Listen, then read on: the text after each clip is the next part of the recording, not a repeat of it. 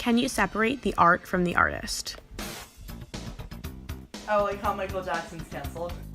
I mean, I think it's really dependent on the situation and the subject, like, of the character, the person you're referring to.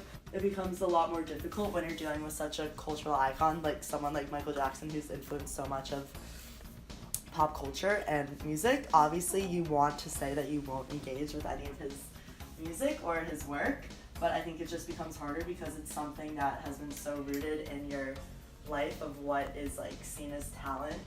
People try to like separate the art from the artist, and I think that comes when people like really like the artist and don't want and like their music and don't want to stop like listening to them or supporting them like because they've been longtime supporters. It's definitely really hard for me to separate the artist from the art. I mean, like, even, you know, like Woody Allen, that's like the most talked about, I feel like, controversial artist, and like Annie Hall is one of my favorite movies. I do think that like cancel culture is like a big part of that, and how like people are like oh my gosh, like Cardi B needs to be canceled for like one thing that she said, but like I do think that what she said should be taken seriously.